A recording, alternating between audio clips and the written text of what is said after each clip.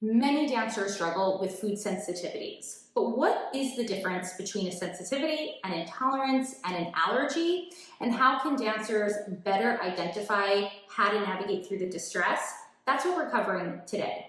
I'm Rachel Fine, registered dietitian nutritionist and founder of To The Point Nutrition. A dancer's performance is a direct result of hard work and motivation. So where does food fit into this? There's a lot of myths and a ton of antiquated ideals, and I'm here to dispel those.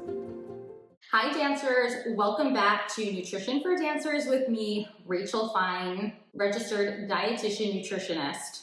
Today we are diving into a topic that, like many in the nutrition realm, can feel pretty confusing for a lot of dancers. There's a lot of information out there on this topic, so I really want to clear it up once and for all. For many, it makes food really stressful. Food sensitivities, intolerances, and allergies. So maybe you've been told to cut out gluten or dairy for a supposed sensitivity. Maybe you've experienced stomach upset, chronic fatigue, headaches, breakouts, or that uncomfortable feeling maybe you felt bloated in the past. And as a result, you've begun to question the foods you're eating. Pretty valid. I get it. As I said, there's a lot of noise out there. And to follow suit, there's a lot of misinformation.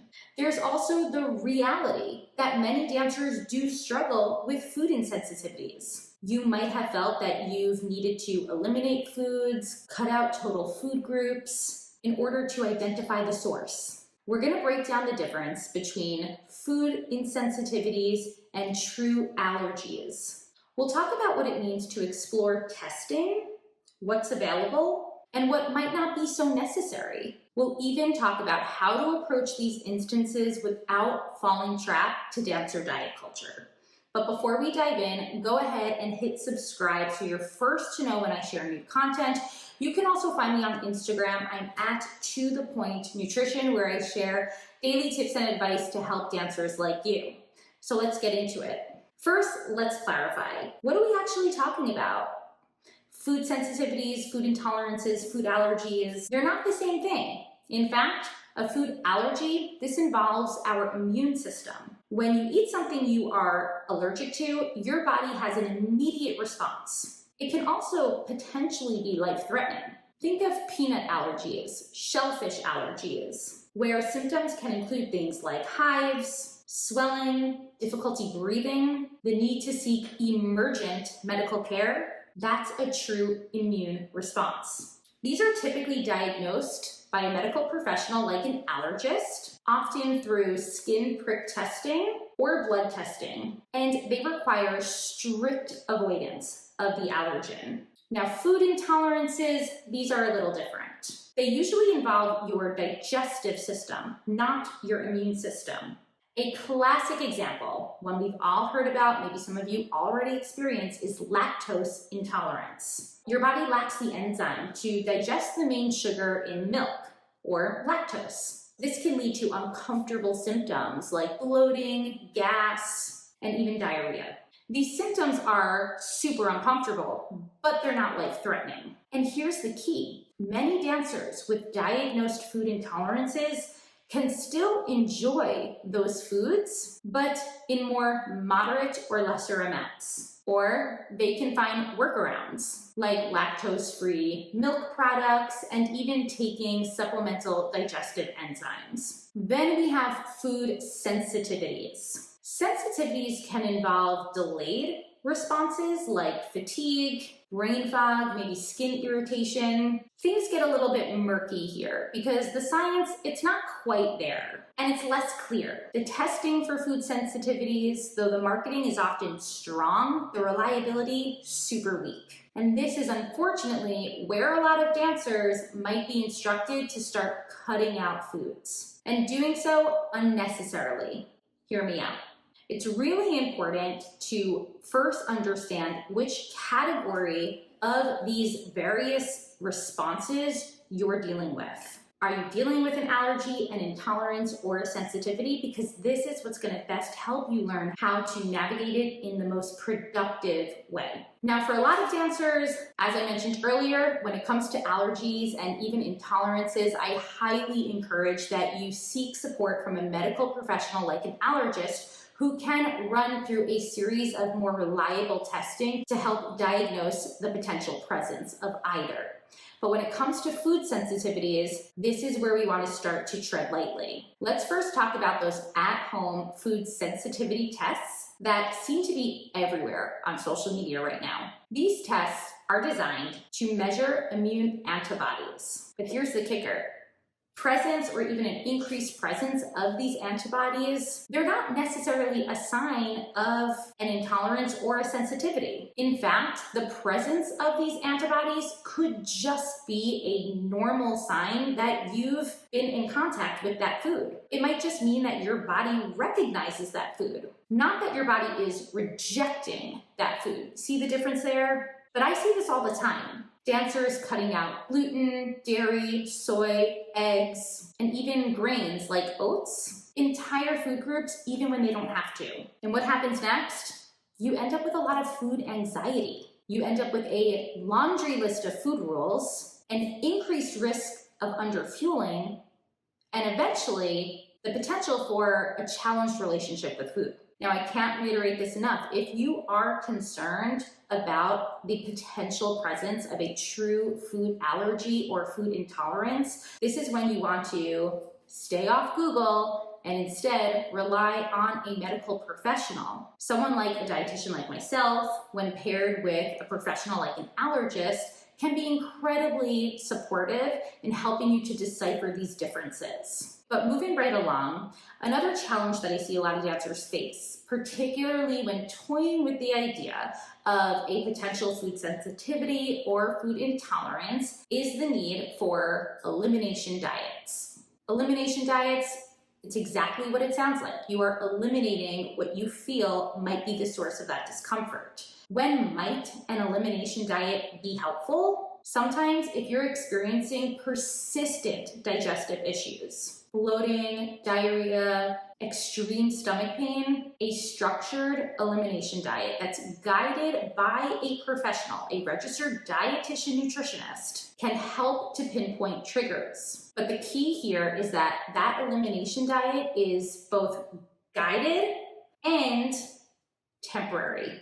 The goal will always be to reintroduce even those trigger foods and figure out your intolerance or sensitivity threshold, not to completely avoid these foods for the long run. I like to say, elimination diets without the guidance of a professional, a licensed dietitian, it's like trying to perform surgery without any experience yourself. It's not going to go too well. I've worked with many dancers who have assumed that they were allergic or sensitive to gluten, eliminated it for months, but later discovered the real challenge was irregular eating patterns that disrupted their digestion. So we worked together, and once these dancers really implemented a consistent fueling pattern, those digestive symptoms began to subside, and they were able to reintroduce gluten again. No issues. The take-home message here, it's not always the food itself. Sometimes it's the patterns, the how you're eating and the when you're eating. All of these can play a role. And I've seen a lot of dancers with inconsistent fueling patterns and even restrictive fueling patterns, so going super long hours between meals.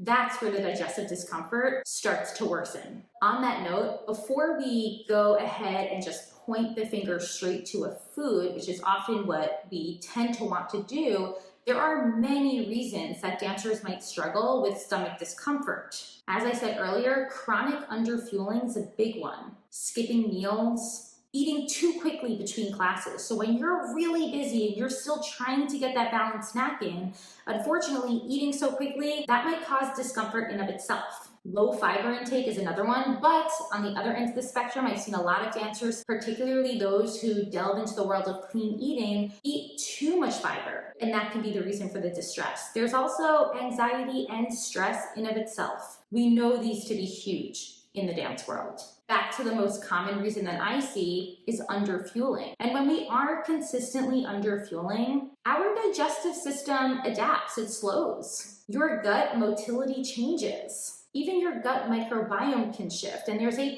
ton of research supporting the connections between digestive health and our gut microbiome. And this is why it's so important to really view the entire picture before eliminating foods. Ask yourself, am I eating enough? Am I eating regularly? Am I hydrating throughout the day? That's another big one that helps with digestion. And am I managing stress in healthy ways? All of these touch points, when needed, can and should be addressed alongside a medical professional like a dietitian or a mental health therapist. So these are things to consider as well before just jumping to the conclusion that you might have a sensitivity to a certain food or food groups. So now let's talk about navigating the potential for those of you who do feel like you are experiencing a food sensitivity. How can you build food confidence if you've been told that you need to avoid something?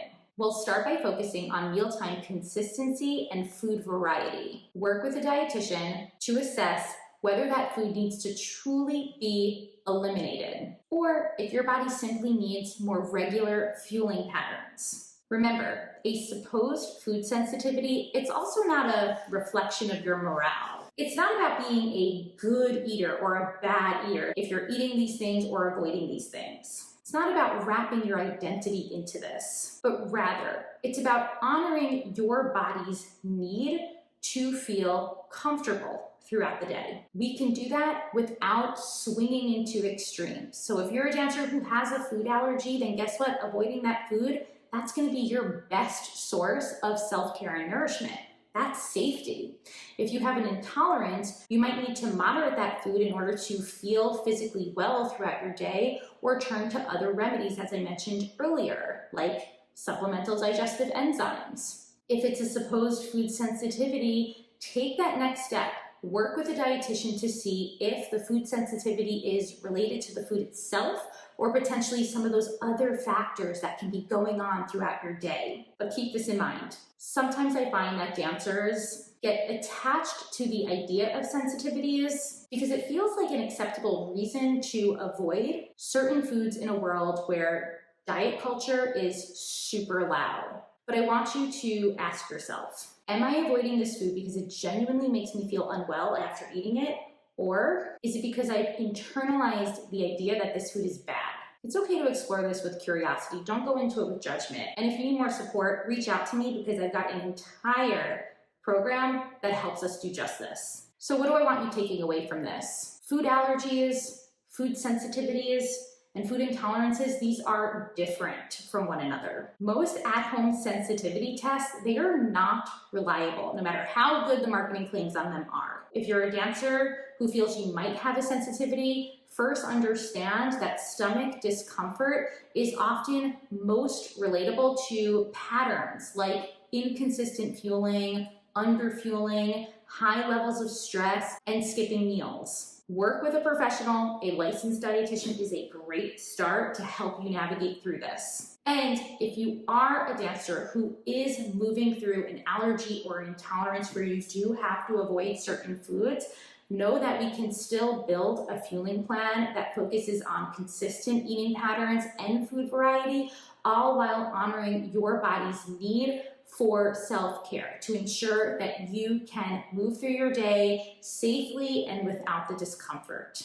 If you want to dive deeper into this topic, then head over to my blog. I will share a link in the show notes. I definitely have some more thoughts on this that I want us to discuss.